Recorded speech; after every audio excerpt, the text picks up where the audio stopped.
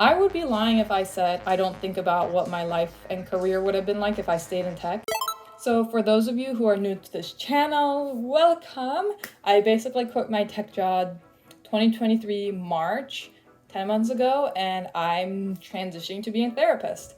So, I mean, yeah, it didn't take only 10 months to do a complete career shift. I was actually in a graduate program in 2021, so like 2-3 years ago, but I was just taking classes on the weekend, so it didn't really feel like I was doing anything different because I was still working in my tech job, but now I'm finally seeing clients, so everything seems different now. And yeah, if you want to know more about why I quit tech, I have a whole video about that I babbled on and on about why I didn't want to be in tech. I quit my job, and then September, I started 3 jobs. 3 jobs in 1 month. I started working as an after-school teacher. I started working as an event host at a community center, and then I also started working at the clinic. So March 2023 is when I quit my job, and then I took 5 months off unemployed and just reset. I feel like I just reset my whole life. So many things happening. Okay, so I'm gonna go through each of them and talk about the differences in tech versus these jobs. Like, obviously these jobs are really different, but I think there are specific things that kind of caught me off guard or kind of surprised me about these other jobs. Okay, here we go. So I'm redoing this section where I talk about working as an after-school teacher, because the first take I had was just didn't really make sense. So I sat down and really thought through and organized my thoughts about my after-school teaching. That's why I'm wearing something different, and it is nighttime. Okay, so anyways, yes, I want to talk about how after-school teaching, or probably just generally teaching kids, is similar and different from my experience working in tech. So teaching, I felt like I got experience a new type of stress or feeling drained from work. When I was working in tech, I was usually neighboring operations teams. So when I was really stressed out, it was typically because things were on fire. Things were not going according to plan all the time. And other examples are when, I was in engineering or in product and the app, let's say, broke. Then oh my gosh, this is a fire. We have to fix this right now. And stress alerts, possibly, right? Okay, so as a teacher, it was different because the stress for me was from classroom management. And, I'm sure if that's something that you learn over time, and so teachers get used to that part.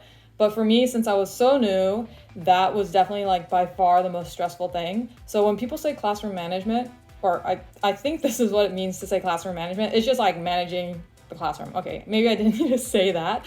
But it's basically getting a bunch of kids to follow along and do the lesson plan. And that was really hard. It was hard to kind of all 15 of them to be on track and doing the things that we were supposed to be doing. That was difficult. I felt like this was similar to tech because in both classroom management and stakeholder management, you're trying to get a group of people to do what you want. So classroom management with little kids, I was trying to use more excitement and trying to understand what they wanted as kids to make the lesson more exciting and for them to want to build the things that we were building. Stakeholder management, when I was working in product, sometimes you're trying to convince a group of people that you're building the right thing or you want to make this one decision. And so it's similar in that you also have to know what they want to hear and what they want, and then trying to use not excitement, but a little bit of that. Emotion for sure is used as a tool for persuasion, and a lot of logic. And I would say with kids, the logic isn't quite there yet. It's just not clicking in the brain yet. It depends on the age, but I was less of that.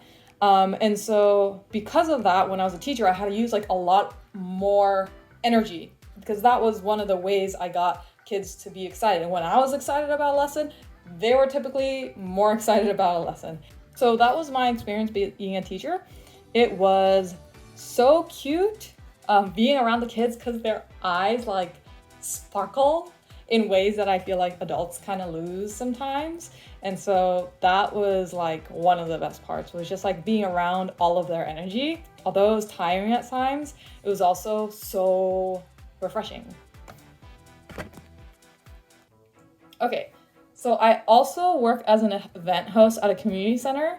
I don't really talk about this one that often because I work maybe like 15 hours a month. So it's really not that much.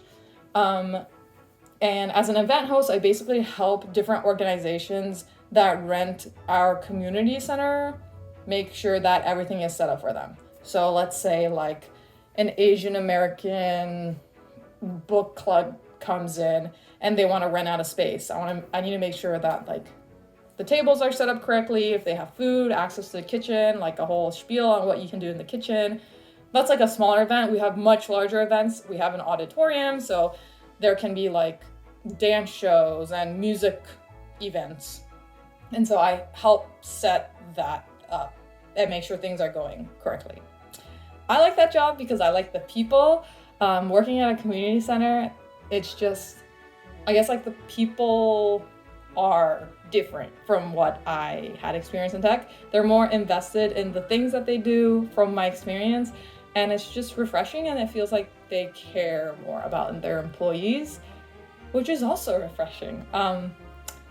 Yeah, I don't know if I have anything else to say about that one. Okay, so working as a clinic as a therapist, how is that different from working in tech? Obviously, there are lots of differences, but one of the things I wanted to highlight, or like one thing I've been thinking about more often, is way we hold emotions in these two fields. So, as you may all know, and have you probably guessed, in tech or like in corporate settings, emotions are typically put aside for the sake of productivity a lot of times. Like, for example, if, let's say, there were layoffs.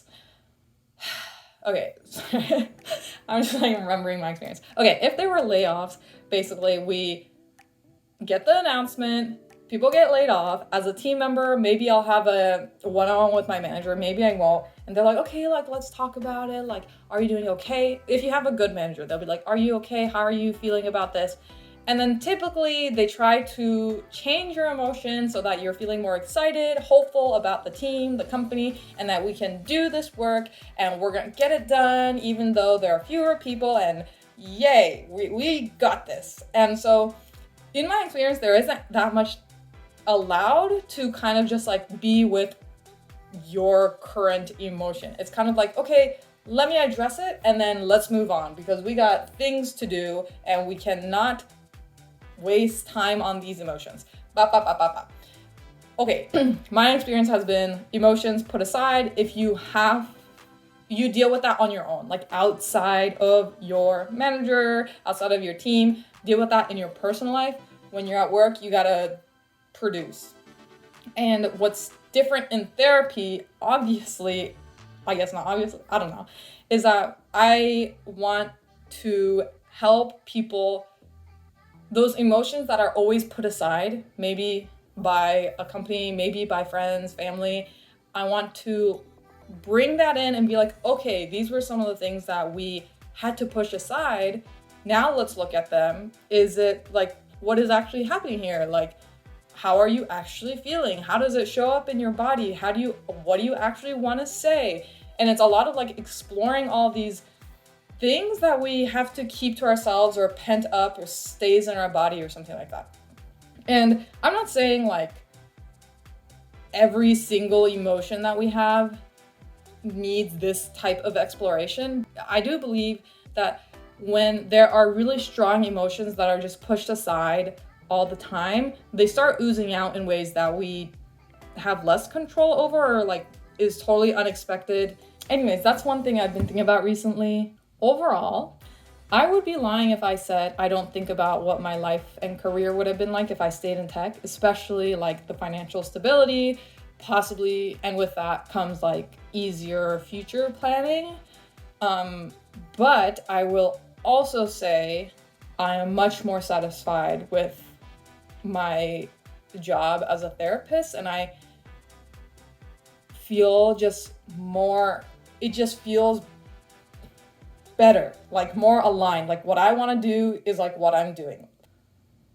Now that I'm a therapist, it's just like I'm a puzzle piece and I fit right in and it's great. Like, wow. Like, and I'm changing in ways that I want to grow. Like, I feel like I'm a better, like a more wise person, or like I'm growing in ways that I want to. And that's really important to me.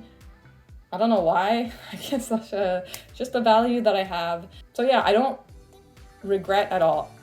Like, regret is the opposite of how I feel about making this transition to becoming a therapist and quitting my job. So I hope that if you're watching this and you're in a career that you don't really like, you get some maybe a little tiny bit of inspiration from this video to just like start doing some other things, to maybe figure out what you want to actually do, or like do a little thing to pursue the thing that you want to do. Because as someone who like made that shift, it was so worth it. Okay, I'll see you in my next video. Bye.